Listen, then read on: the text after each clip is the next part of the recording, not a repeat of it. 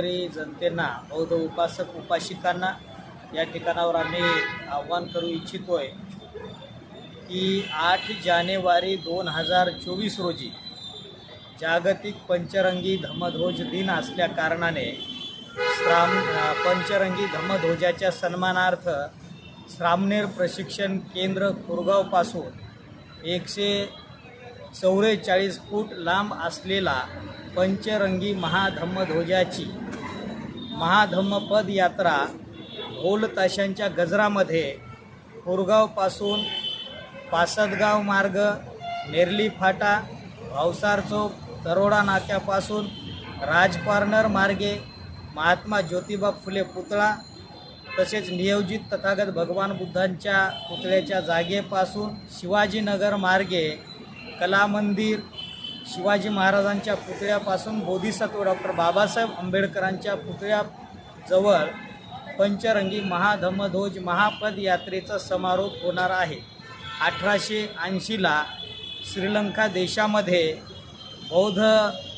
अनेक बौद्ध राष्ट्रातील विद्वानांची चर्चा झाली आणि तथागत भगवान बुद्धाच्या शरीरामधून जी रश्मी, ज्या आभा निघायच्या, म्हणजे निळा, पिवळा, पांढरा, तांबडा आणि केसरी अशा प्रकारच्या आभा निघत होत्या, त्यावरून पंचरंगी धम्मध्वजाची निर्मिती करण्यात आलेली आहे। प्रत्येकाने 8 जानेवारी 2024 रोजी जागतिक धम्मध्वज दिन असल्या कारणाने प्रत्येकाने आपल्या आपल्या घरावर त्या दिवशी पंचरंगी धम्मध्वज फडकावा आणि सकाळी ठीक 7 वाजल्यापासून महाधम्मध्वज महापद यात्रा जी श्रामणेर प्रशिक्षण केंद्र कुरगावपासून निघत आहे, ज्यांना जिथून शक्य होईल, मग पासदगाव असेल, नेरली फाटा असेल, भावसार चौक असेल, तरोडा नाका असेल, राज कॉर्नर असेल, शिवाजीनगर असेल, महात्मा ज्योतिबा फुले पुतळा असेल किंवा कला मंदिर आणि बोधिसत्व डॉक्टर बाबासाहेब आंबेडकरांच्या पुतळ्याजवळ समारोप होत आहे, तर ज्यांना जिथून शक्य होईल सहभागी व्हायचं, त्यांनी पांढरे शुभ्र वस्त्र परिधान करून हजारोच्या संख्येनं आपण या महाधम्मध्वज महापद यात्रेमध्ये आपण सहभागी व्हायचं आहे, असं या ठिकाणावर भिक्खू संघ, बौद्ध उपासक उपासिका, समस्त आंबेडकरी चळवळीतील नेते मंडळी व सर्व बौद्ध समाजांच्या बांधवांच्या वतीनं या ठिकाणावर आम्ही आवाहन करतो। सावंत प्रभू अखिल महाराष्ट्र प्राथमिक शिक्षक संघाचा प्रदेश उपाध्यक्ष आहे। मी नांदेड येथील तमाम बौद्ध बांधवांना अशी विनंती करतो, आवाहन करतो की कुरगाव प्रशिक्षण केंद्राच्या वतीने जे जागतिक ध्वज दिन आहे, जे 1880ला संपूर्ण जगाने ठरवलं की हा पंचरंगी ध्वज जागतिक ध्वज म्हणून राहील, तर त्या ध्वजाची मिरवणूक कुरगाव प्रशिक्षण केंद्रापासून 8 जानेवारीला सुरुवात होणार आहे। तेव्हा 144 वर्ष झाले तेव्हापासून जगामध्ये हा पंचरंगी ध्वज अंमलात आलेला आहे, तेव्हा त्याची आठवण संपूर्ण बौद्ध बांधवांना राहावी, सतत त्यांच्या स्मरणात राहावी, म्हणून हे धम्मकार्य आमच्या प्रशिक्षण केंद्राचे प्रमुख भदंत हयावदीत फेरो यांनी ही रॅली आयोजित केलेली आहे।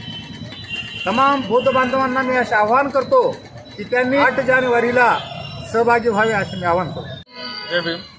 मी संदीप माजरमकर, रिपब्लिकन सेना जिल्हाध्यक्ष नांदेड या प्रशिक्षण केंद्राचे संचालक तथा भिक्खू संघाचे नांदेड जिल्हाध्यक्ष पूज्य भंते पयाबोधी थेरोजी यांनी 8 जानेवारी 2024 रोजी जागतिक बौद्ध धम्मध्वज दिन असल्या कारणाने कुरगाव येथून महाधम्मध्वज रॅली ही नांदेडच्या कुरगाव प्रशिक्षण केंद्रापासून ते डॉक्टर बाबासाहेब आंबेडकर यांच्या पुतळ्यापर्यंत एक धम्मध्वज रॅली काढलेली आहे। या रॅलीमध्ये तमाम आंबेडकरी जनतेने व संविधानप्रेमी जनतेने या रॅलीमध्ये हजारोच्या संख्येने सहभागी होऊन या महाध्वज रॅलीला यशस्वीरित्या पूर्ण करावी, कारण 8 जानेवारी याच दिनी जागतिक बौद्ध राष्ट्राने, जगातल्या बौद्ध राष्ट्रांनी पंचरंगी धम्मध्वजाला ही मान्यता देऊन हा धम्मध्वज अधिकृतरित्या झालेला आहे। तरी ह्या दिनाचं औचित्य साधून आमचे पूज्य भंते पयाबुद्धी थेरो यांनी जो काही एक धम्मध्वज रॅलीचा कार्यक्रम आयोजित केलेला आहे त्याला सर्व पक्षाचे, सर्व संघटनेचे, सर्व बौद्ध अनुयायांनी मोठ्या संख्येने उपस्थित राहून ही धम्मध्वज रॅली यशस्वी करावी अशी मी सर्वांना रिपब्लिकन सेनेच्या वतीने आवाहन करतो. जय भीम. जय भीम. मी संतोष आगबोटे, आंबेडकरी चळवळीचा अभ्यासक तथा वंचित बहुजन आघाडीचा नांदेड जिल्हा नेता. 8 जानेवारी 2024 रोजी आपले पूज्य भदंत पयाबुद्धी यांनी धम्म रॅलीचं मोठ्या प्रमाणामध्ये आयोजन केलेलं आहे. ती रॅली कोरगाव येथून डॉक्टर बाबासाहेब आंबेडकर यांच्या स्मारक पुतळ्यापर्यंत येणार आहे. त्या रॅलीमध्ये आंबेडकरी जनतेने, बौद्ध जनतेने मोठ्या संख्येने सहभाग नोंदवून 144 वर्ष या आपल्या पंचरंगी धम्मध्वजाला झालेले आहेत. त्या अनुषंगाने ही धम्मध्वज रॅली ऐतिहासिक करण्यासाठी आणि ती लोकांना त्या ठिकाणी अधिकाधिक संख्येनं सहभागी होऊन प्रभावित करण्यासाठीची ही भंतेजीची संकल्पना अतिशय चांगल्या पद्धतीची आहे. तरी मी आंबेडकरी जनतेला, बौद्ध जनतेला आवाहन करत आहे, आपण मोठ्या संख्येने या धम्मध्वज रॅलीमध्ये सहभाग नोंदवावा अशी मी विनंती करीत आहे.